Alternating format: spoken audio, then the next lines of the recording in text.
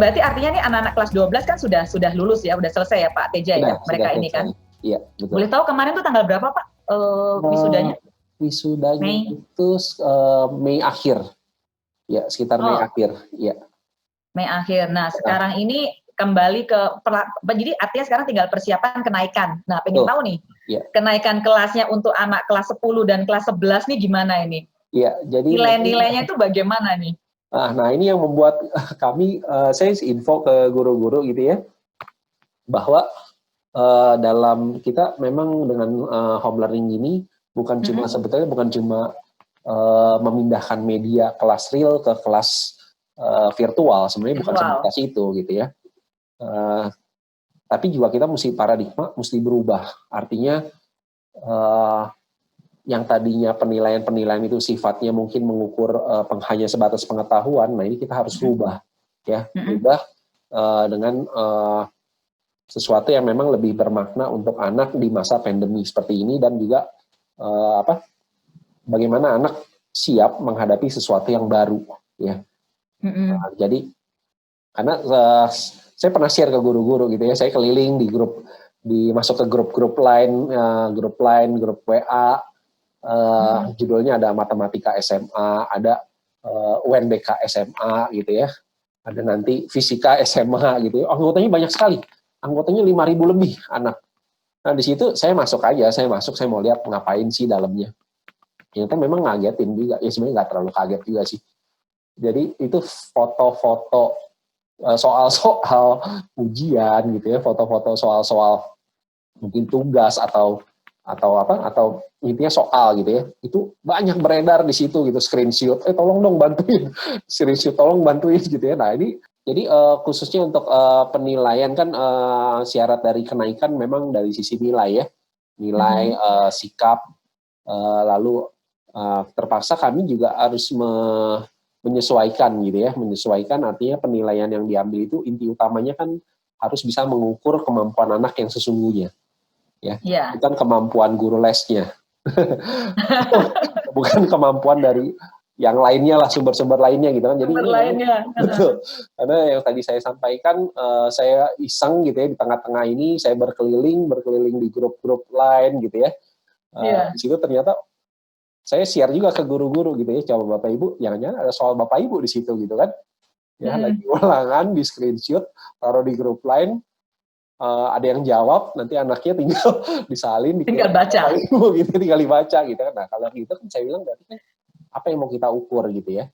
Jadi saya bilang kita sebagai guru harus kreatif ya, harus kreatif, nggak bisa dengan paradigma yang lama, dengan mindset yang lama, menggunakan alat ukur yang lama gitu ya, untuk situasi yang baru gitu ya. Jadi, nah di situ justru guru penting banget ya, untungnya sih guru-guru juga mau berkolaborasi satu sama lain, tukar pikiran dalam MGMP. Jadi kami di sekolah ada MGMP, pertemuan rutin guru bidang studi, seminggu 1 kali. Nah di situ mereka saling share, gimana kalau kita mengukurnya seperti ini gitu ya. Jadi dengan bersama-sama berkolaborasi di zaman ini, ternyata itu sangat-sangat menolong. Ya, misalnya di kelas saya sendiri, saya sangat terbantu. Di tengah kesibukan jadi kepala sekolah tapi mesti ngajar gitu ya. Nah dengan adanya MGMP ini saya banyak terbantu sih. Jadi untuk penilaian final nanti di kelas saya kebetulan ada guru yang usul, Pak kita pakai project Pak. Project kan ini mumpung lagi pandemi COVID, anak-anak kita bisa minta mengumpulkan data lalu dianalisa secara statistik, karena kebetulan saya ngajarnya matematik.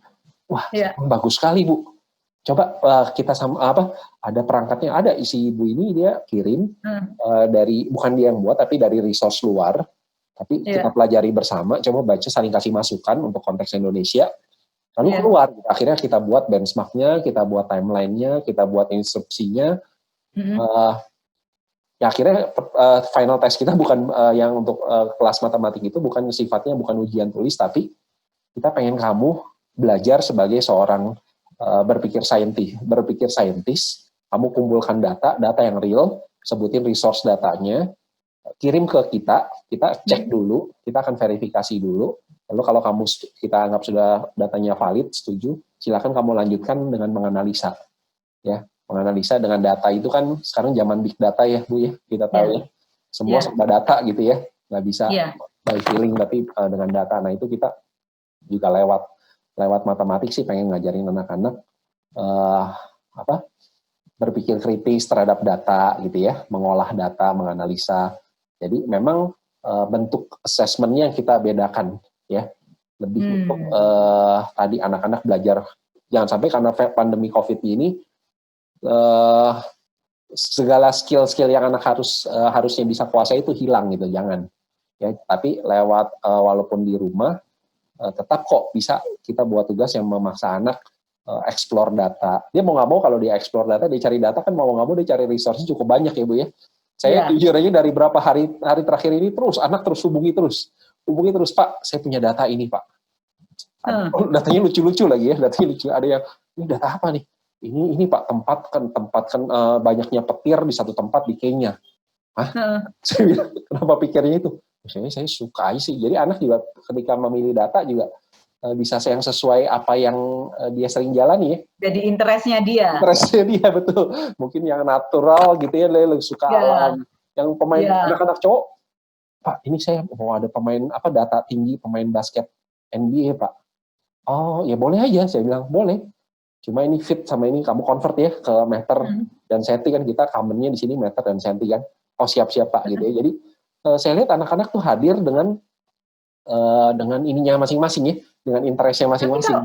Iya, kalau begini nih kesannya jadi bukan cuma, malah kayak semacam satu nilai tambah ya Pak. Jadi artinya dengan kalau orang bilang, aduh dengan pandemi COVID kita malah susah nih belajarnya. Tapi dengan program yang Pak Teja lakukan ini kan jadi menambah anak itu bukan cuma sekedar matematika yang hitung-hitungan gitu, tapi justru mulai ke aplikasi kan ya. Betul. Jadi kayak kedorong untuk belajar aplikasi dan bagaimana aplikasinya di masyarakat gitu kan ya jadinya. Betul. Oh hebat juga. Terus langsung menganalisa data ya. Betul. Ini kita dorong juga untuk seluruh guru-guru gitu ya. Kita bilang ke mereka, kita encourage, jangan takut, kita nggak mulai dari kertas nol kok. Kita bukan mulai dari selembar putih yang kosong yang kita harus pikirkan gitu. Tapi banyak resources dari luar yang memang ada. Cuma kita memang harus modifikasi jadi konteksnya Indonesia.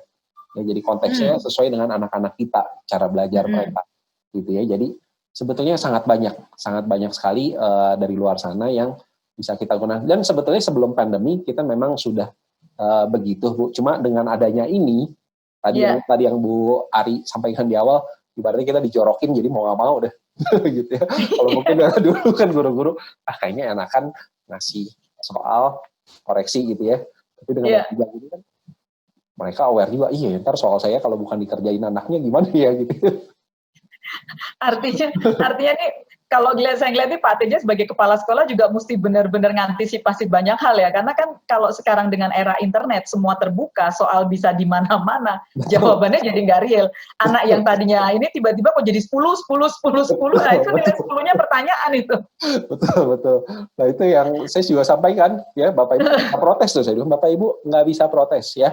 Misalnya di kelas biasa anaknya suka banget dapat 5, tahu-tahu begitu home learning jadi 10. Nah mungkin kitanya yang salah dalam menilainya, ya. Mungkin kitanya yang kurang kreatif dalam mengukur kemampuan anak gitu kan, ya. Nah semenjak itu sih memang, wah guru-guru sekarang kalau habis bikin tugas kita ada sesi interview kata gurunya. Wah anak jadi ketar-ketir juga ya. Waduh habis, seperti saya mesti ngerti loh. Ya nggak apa-apa sih dia mau tanya siapa aja silakan gitu. Tapi paling nggak kan dia harus ngerti nih. Karena sebentar lagi apa yang saya tulis akan ditanya oleh guru saya. Dan gurunya udah bilang, saya tanya nggak akan lebih susah dari soal saya. Saya bisa tanya dasar teorinya aja. Kenapa kamu berpikir begitu gitu ya. Saya mungkin nggak akan tanya detail-detail kamu cara ngejawabnya gini-gini. Kenapa kamu salah hitung, nggak begitu. Saya mungkin akan tanya apa sih prinsip dasar apa yang kamu pakai. Atau mungkin saya bisa tanya sesuatu yang jauh lebih mudah daripada yang udah tertulis gitu ya. Dan itu akan kelihatan. Jadi anak, wah deg-degan juga nih.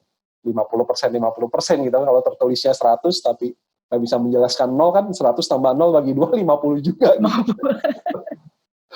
Gitu ya. Jadi ya sebenarnya sih itu strategi. Tapi tujuannya semua supaya anak punya kesadaran bahwa memang ini untuk dia. Supaya saat ini berakhir, mereka benar-benar siap ketika mau masuk universitas sesuai kemampuannya, sesuai dengan yang disyaratkan gitu ya, dan yang diperlukan terutama. Seperti iya, itu. artinya memang benar-benar kayak saya lihat nih kan, kita mesti lihat ini dari sisi positif atau negatif. Mau lihat negatif terus ya jadinya terpuruk ya, tertinggal. Tapi kalau kita mau melihat dari sisi positif, ya kita jadi, kalau saya lihat tadi Pak Teja menyikapinya itu sangat positif, sehingga Pak Teja bisa membuat anak-anak lulusan SMA ini jadi SMA plus menuju setengah sarjana nih Pak. Gitu ya. Karena mereka sudah mulai ada satu riset, ada satu data-data yang mereka harus tidak cuma sekedar matematika SMA biasa, tapi plus ini ya. Betul, iya. Sudah sepertiga sarjana lah sudah lah Pak. Sepertiga sarjana ya. Menarik.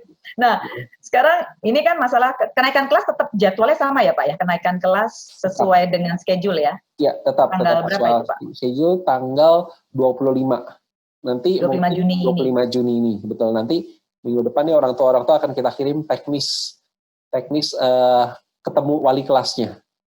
Oh, oke. Jadi ada individual, ada kode uniknya per orang tua gitu ya. Nanti janjian ketemu jam berapa gitu ya. Nanti kita atur juga kalau misalnya mau ketemu dengan guru bidang studinya, guru yang ngajar matematikanya, guru yang ngajar misalnya PKN-nya gitu ya. Nanti ada kode-kode kelasnya, teknis buat janjinya kayak gimana.